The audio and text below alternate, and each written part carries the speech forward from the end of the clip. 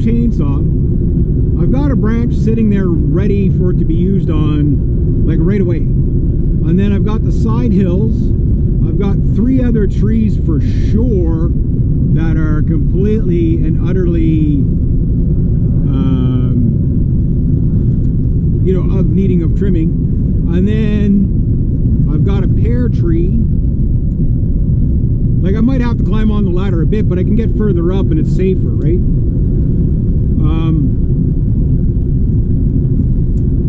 Yeah, so like there's a lot for me to get done. Like, I mean, like if I'm just working with this for, let's say, the next, to do everything, I've probably got about 5 days of work already lined up for this. So it can do, it can't do, it's not as expedient as the brush cutter, in the sense that the brush cutter, you know, like I've got like acreage to clear already, right? But you can't do branches with the brush cutter. You know what I mean? Like, where this, you could sort of do a bit of a side of a hill. You know, if there's a bit of an angle on the hill, it might be good for that. It's better than trying to work with the chainsaw bent over. But it's mainly meant for branches, right? But once people find out that you can do that, like, you start getting calls out of the woodwork quite quickly. It's like, oh, hey, you want to come and clear some branches at my cottage? Because I can't see the lake anymore. And that's 90% of what I'm going to be doing with this thing, right? Is the guys with the beautiful cottages that can't see anything, right? And you could select it. Which, the other thing I like about this is the concept that I can trim branches rather than cut trees. I don't like cutting trees down if I don't have to. Like, I love cutting trees down. Like, I love playing with the chainsaw. But like, from a kind of like a yard aesthetic, like this vertical, this is fine for most people. The big issue is this, right? The branch is coming out horizontally. And you get rid of the horizontal, a lot of times the vertical doesn't bug you at all. It just looks like you're looking at the lake through prison bars, that's all. Made out of wood. In fact, it can actually improve the aesthetic when you leave stuff there too, right? So, like, I have different types of clients that require different types of things in the aesthetic realm, right?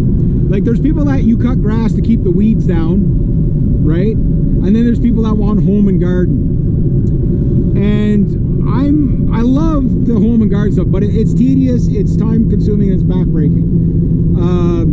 Nothing's expedient about it, right? But when you're done and you look at it, it's like, wow, that looks great.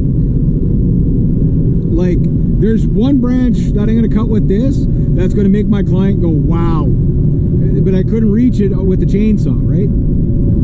So it's like being able to cut things back, that's going to be a really cool thing. How much use am I going to get out of it? Well, it's one of those things, if you leave it in the vehicle, it gets used probably a couple of times a week, right? If you don't leave it in the vehicle, you never think of it, right? So the way I've got my tools planned out is I've got about 4 more tools that I want to get. Then after that, it's kind of like, okay, trailer and something to pull the trailer other than my car. Like, Paul's going to be upgrading, he's just around the corner here, my buddy Paul. He's going to be upgrading, like, he's got a big trailer that he pulls his riding tractor, but it's an 18-foot trailer, right? It's really, yeah, you can use it for that, but it's really kind of cumbersome, right? So a small utility trailer with all your yard working stuff is like 90% of the time that's the best, because then you load it up, you never have to load it, unload it, load it, unload it. You know what I mean?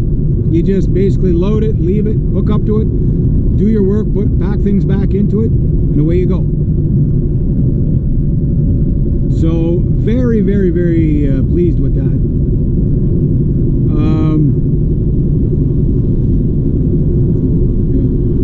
Oh, I guess he's gone.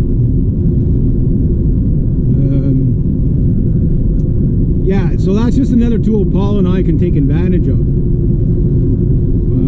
We got a couple of trees that I'm going to have to kind of do from the top down a bit. Not completely, but enough, you know. And this mad fool here trying to overtake two cars.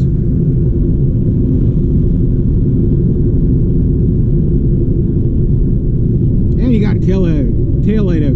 Imagine driving around with a tail light out, past two cars. And I bet you the guy's judgmental too, you know. But anyway, yeah, so that's another tool in our arsenal. Now, when I got the brush cutter, now Paul has a brush cutter, but he's got the big one, right? So the downside to the big one is you mainly only use it as a brush cutter. To use it as a whipper snipper, it's like, why would you want to carry all that weight? Grass and weeds are not that strong. You know, although, you know, if you're in like a swampy kind of area, yeah, it can help you out a little bit, sure. But in general, I would say I think the smaller brush cutter will serve me better, because anything that requires a big brush cutter I can use a chainsaw for, right? 90% of stuff is like twigs. All that. Oh, it's a Triumph. Ooh, a Triumph Thunderbird. Nice. We got a cut there too. I don't know if we're going to be cutting that tomorrow or Saturday. Ooh, better watch my speeds.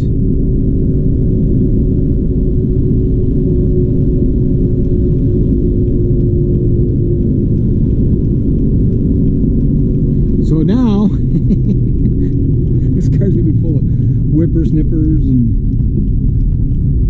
everything. I was telling the guy in the still shop, I said, here's what you can fit into a Dodge Avengers: 2 chainsaws, 2 whippersnippers, a pole arm chainsaw, 3 toolboxes, a ratchet kit, 2 what do you call it, milk crates full of stuff, 2 gas cans. Yeah. My life's a joke. Anyway, but these have fun toys. I can't wait to use this. It's going to be fun.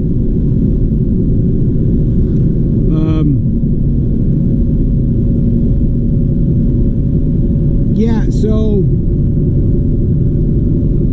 I think this week coming,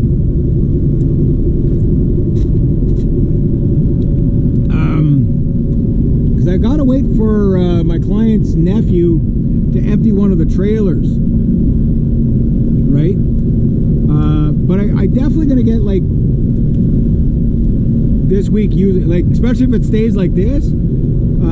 Like, if I can't work at one place, I just go work somewhere else in the rain. So I got my rain suit, and I work in, like, buying a $30 rain suit. This is when it pays for itself, you know, and it pays for itself, you know, kind of like pretty consistently, right?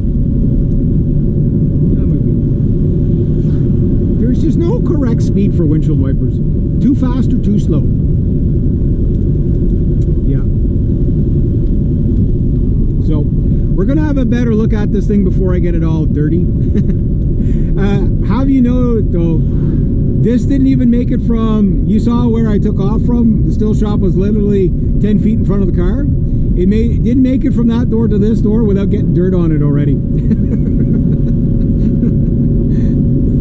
I tell you guys, I use my stuff. Yeah, it gets well used, that's for sure. Like, my chainsaws, as of today, are paid for, and they've paid for themselves at least once in a bit, right? My whippersnippers have paid for themselves for the past 3 years, almost every second day. Every 2 to 3 days pays for my whippersnippers. Every 2 to 3 days pays for the car, right? So, you know, but how long am I going to get out of the car? I don't know. But because going into June, things change. I was going to start another car fund, which I sort of have, sort of don't now, because I have my taxes from 2021 and 2022, and I'm waiting for 2023 and 2024. That tax money is going to be now diverted in different ways. But but that was for a vehicle, but this came up for 500 bucks, so I got this for 500 bucks. Do you realize my pole arm chainsaw is worth more than my car?